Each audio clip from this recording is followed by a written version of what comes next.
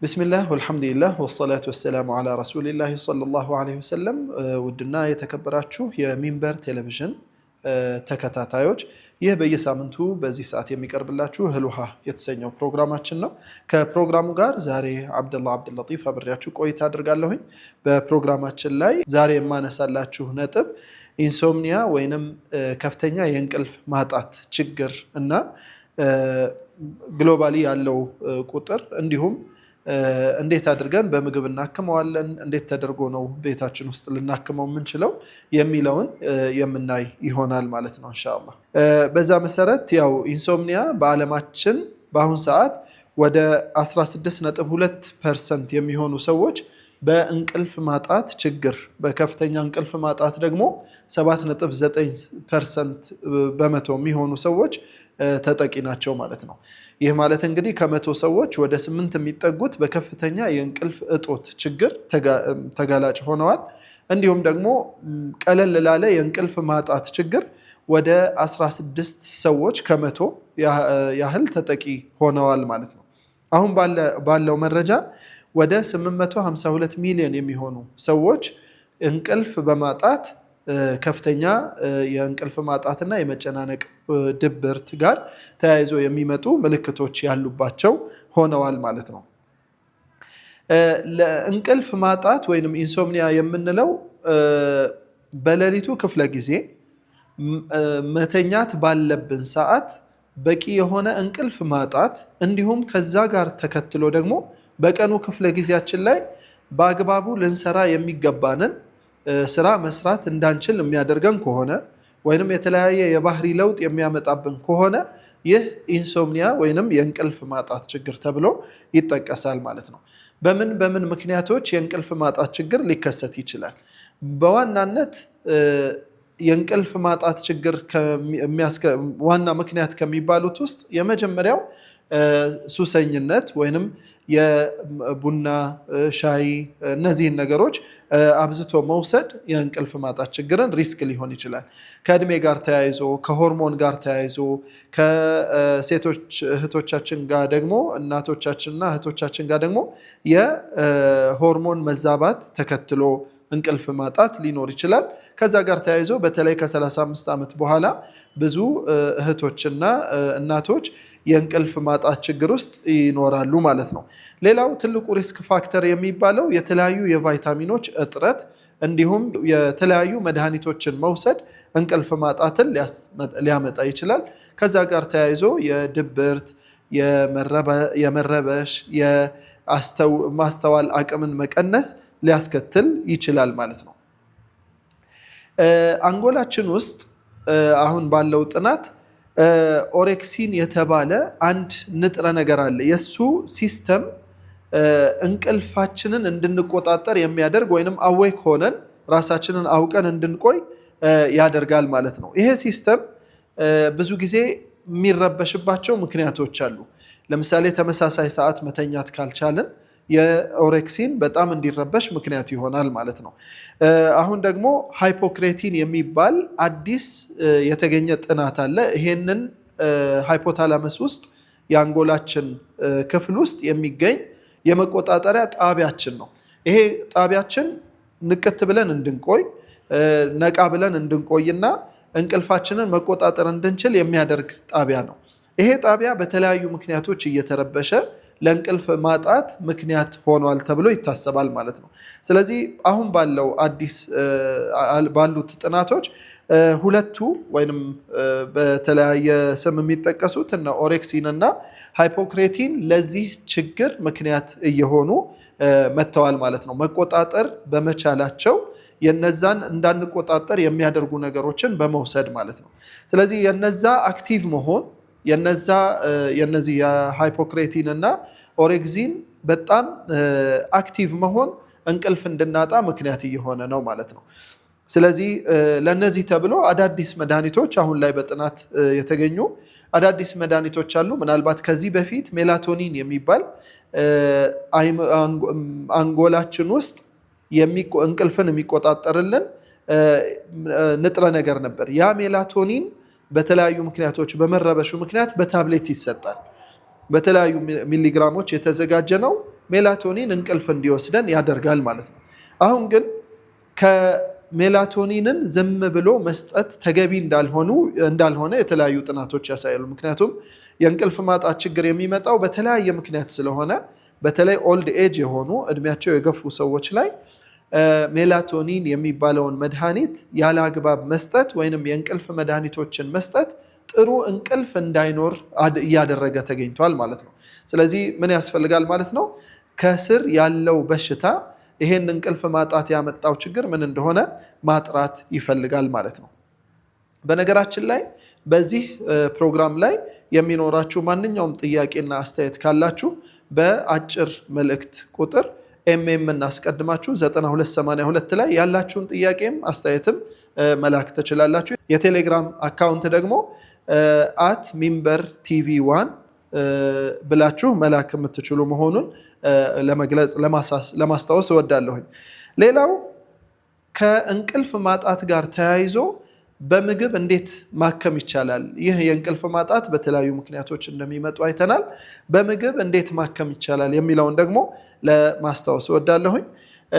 ማምሻ ላይ ኮምፕሌክስ ካርቦሃይድሬት የሚባሉትን መውሰድ ጥሩ እንቅልፍ እንድናገኝ ያግዘናል። እነዚህም አጃ፣ ሙሉ እህል፣ ያልተፈተገ እህል ከነዚህ የሚዘጋጅ ማንኛውም ነገር አምባሻም ይሁን ዳቦም ይሁን እነዚህን መውሰድ ከወተት ጋር ሊሆን ይችላል መውሰድ ጥሩ እንቅልፍ እንዲኖረን ያደርጋል። ሌላው ብራውን ራይስ፣ ቡኒ የሚባለው ሩዝ፣ ስኳር ድንች የምንለው በተለይ ሌሎች በሽታዎች ብዙ የሌለባቸው ሰዎች ይህንን ቢወስዱ የተሻለ ይሆናል። ሌላው ማግኒዥየም የሚበዛባቸውን ምግቦች መውሰድ የዱባ ፍሬ ሊሆን ይችላል። ከዛ ውጪ ሰሊጥ በጣም ጥሩ የሚባል እንቅልፍን ሊያመጣ የሚችል ምግብ ነው። ስለዚህ ሰሊጥ 1 ማንኪያ የተፈጨ ሰሊጥ ከ1 ብርጭቆ ወተት ጋራ በጥብጦ መጠጣት እንዲሁም ሰሊጡን ራሱ በጥብጦ መጠጣት የተሻለ ያግዛል ተብሎ ይመከራል ማለት ነው። ሌላው ትሪፕቶፋን የሚባል ንጥረ ነገርን የያዙ ምግቦች ለምሳሌ እንደ ወተት፣ እርጎ፣ በተለይ እርጎን ከሙዝ ጋር ፈጭቶ መውሰድ ሁለቱንም ስለምናገኝ ካልሽየም፣ ዚንክ እና ትሪፕቶፋን አብሮ ስለሚኖረው ጥሩ እንቅልፍ እንዲወስደን ምክንያት ይሆናል። ሌላው እንቁላል እዚሁ ትሪፕቶፋን ያለው ምግብ ውስጥ ይካተታል። አሳ፣ ዶሮ እነዚህን በጣም በመጠኑን መጥነን ከበድ ያለ ምግብ እንዳይከብደንና ለጨጓራም ሌላ ምክንያት እንዳይሆን ይሄንን አስተካክለን መውሰድ የተሻለ እንቅልፍ እንዲመጣ ያደርጋል። ሌላው እንደ ምግብ የሚመከረው ኦሜጋ 3 ያላቸውን ምግቦች መውሰድ ለምሳሌ ተልባ፣ ቱና፣ ሺያ ሲድስ እነዚህን እንዲሁም ዋልነት የነት አይነት ሆኖ የለውዝ አይነቶች ናቸው። ዋልነት የሚባል እሱን መውሰድ በፍሬ ከ5 እስከ 7 ፍሬ መውሰድ እነዚህን መውሰድ ጥሩ የእንቅልፍ አቅም እንዲጨምር ያግዘናል ማለት ነው። ከዚህ በተጨማሪ ቤት ውስጥ የውስጥ እግርና ውስጥ እጅን ማሳጅ ማድረግ ለ2 ደቂቃ ከዛ ውጪ የጆሮአችንን ኢርሎብ አካባቢና ከጆሮአችን በላይ ያለውን ቦታ ለ2 ደቂቃ ማሳጅ ማድረግ ባለን ነገር በወይራ ዘይትም ሊሆን ይችላል፣ በቫዝሊንም ሊሆን ይችላል። ማሳጅ ማድረግ የእንቅልፍ አቅምን ለመጨመር ይረዳል። ከአንድ ዓሊም የሰማሁት ምንድነው እንቅልፍ እምቢ ሲል ሸይጣን በጣም አክቲቭ ሊሆን ስለሚችል በዛ ሰዓት አዝካር ማድረግ እንቅልፍ ሊያመጣ ይችላል ብለው ሲናገሩ ሰምቻለሁ። ይህንንም እንደ አንድ አማራጭ መውሰድ ተገቢ ይሆናል። ሌላው ሞቅ ያለ ሻወር በተለይ ከ2 ሰዓት በኋላ ባለው ሰዓት ሞቅ ያለ ሻወር የተወሰኑ ደቂቃዎችን ቆይቶ መታጠብ፣ ተለቃልቆ መውጣት ሳይሆን እዛ ውስጥ ለ10-15 ደቂቃ ሞቅ ያለ ሻወር እየወሰዱ መቆየት። ይሄም አንድ እንቅልፍ ጥሩ እንዲሆንልን ሊያደርግልን ይችላል ማለት ነው። እንቅልፍ እምቢ እንዲለን ደግሞ ምክንያት የሆኑ ነገሮችን ማስተካከል ይፈልጋል። ለምሳሌ ቡና፣ ቸኮሌት ማብዛት፣ የስክሪን ታይማችንን መቀነስ፣ እነዚህ የእንቅልፍ ሰዓታችንን እንድንቆጣጠር ያግዘናል። በዛ ላይ ስሊፕ ሃይጂን የምንለውን መጠቀም፣ ለምሳሌ በተመሳሳይ ሰዓት መተኛት፣ በቂ እረፍት ወይንም ኤክሰርሳይዝ ማድረግ ከመኝታ በፊት ማለት ነው። ሌላው ውስጣችን ያለውን ሸክም አራግፎ መተኛት፣ ለምሳሌ እንደ ዳሪ ጽፎ መተኛት እንቅልፍን እንዲቀለን ጥሩ እንቅልፍ እንዲወስደን ያደርገናል። ውስጣችንን ማቅለል ማለት ነው። ስለዚህ የቀን የዋልንበትን ወይንም ነገ ልንሰራ ያሰብነውን ነገር ልክ አንድ ተማሪ ትምህርት ቤት ሲመጣ ወይንም አንድ ጋራዥ የሚሰራ ባለሙያ ከጋራዥ ሲመለስ የሚለብሳቸውን ልብሶች አውልቆ ሻወር ወስዶ ያለውን ነገር ልክም ተማሪም እንደዛው ነው። ቦርሳውን፣ ደብተሩን፣ ዩኒፎርሙን አወላልቆ እንደሚገባው ልክ እንደዛ ሐሳባችንን፣ ጭንቀታችንን፣ ቀን የዋልንባቸውን ነገሮች መጻፍ እና ለ15 ደቂቃ ጽፎ ማስቀመጥ አይምሯችን ነፃ እንዲሆን ለነገ እንዲዘጋጅ እረፍት እንዲያገኝ ያደርገዋል። ለጥሩ እንቅልፍ ጥሩ ምክንያት ይሆናል ተብሎ ይታሰባል። ሌላው በክሊኒካል ማኔጅመንቱ ላይ በተለይ ከሕክምና ጋር ተያይዞ ስሊፕ ሃይጅን እንዳልነው አንዱ ማኔጅመንት መንገድ ነው። ስሊፕ ሃይጅን ማለት ተመሳሳይ ሰዓት ላይ ጥሩ የምንለው ሰዓት ላይ አይዲያል የሚባል ሰዓት ላይ እንቅልፋችንን አልጋችን ላይ መሆን፣ ሪላክስ ማድረግ ከመኝታ በፊት ሪላክስ አድርጎ ልጆች ሊኖሩ ይችላሉ። እነሱን ካስተኛን በኋላ ለ10 ለ15 ደቂቃ ራሳችንን ሪላክስ የምናደርግበት ቁርአን በመስማት ሊሆን ይችላል። ራሳችንን ማሳጅ ለማድረግ ሊሆን ይችላል። ሄድ ማሳጅ ሊሆን ይችላል። ጭንቅላታችንን ማሳጅ ማድረግ ውስጥ እጅ ውስጥ እግር እንዲሁም እግራችንን ይሄንን ማሳጅ በማድረግ ሪላክስ ማድረግ።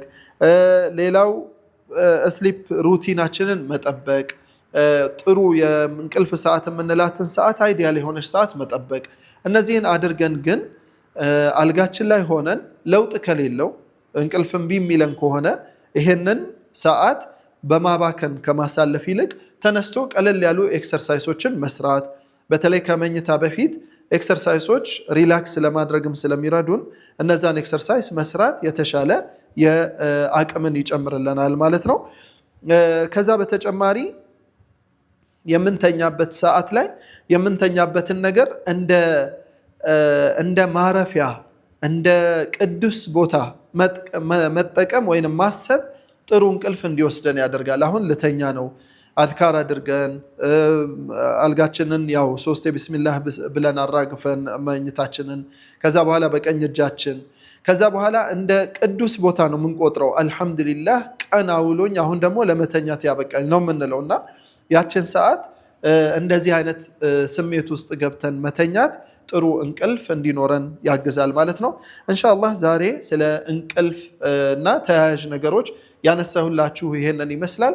ለማንኛውም ጥያቄ በተለይ ሚንበር ከእህል ውሃ ጋር ባለን ቆይታ ለሚቀጥሉት አዳዲስ ፕሮግራሞችን ለማካተት ስላሰብን እዛ ፕሮግራም ላይ እንዲካተት የምትፈልጉት የምታስቡት ፕሮግራም ካለ ጥያቄዎችና አስተያየቶች ካላችሁ የተለያዩ ሀሳቦች ካላችሁ በአጭር መልእክት ኤምኤምን አስቀድማችሁ 9282 ላይ ቴክስት አድርጉልን። እንዲሁም በቴሌግራም ቻናላችን ላይ ሚንበር ቲቪ 1 አንድ ቁጥር ማለት ነው ሚንበር ቲቪ 1 ቅድሚያ አድርጋችሁ ብትልኩልን ኢንሻአላህ ያለውን ሀሳባችሁን ይዘን እኛም የተዘጋጀንባቸው አዳዲስ ሀሳቦች ስላሉ እነሱንም አጠናቅረን ለእናንተ ተወዳጅና አስደሳች ጥሩ ትምህርት የምታገኙበት የመዝናኛ ጊዜ እንዲሆን ለማድረግ እንዘጋጃለን ኢንሻአላህ። የዛሬውን በዚሁ አብቅቻለሁኝ። በሚቀጥለው በሌላ ተመሳሳይ ርዕስ እስከምንገናኝ ድረስ ወሰላሙ አለይኩም ወራህመቱላሂ ወበረካቱ።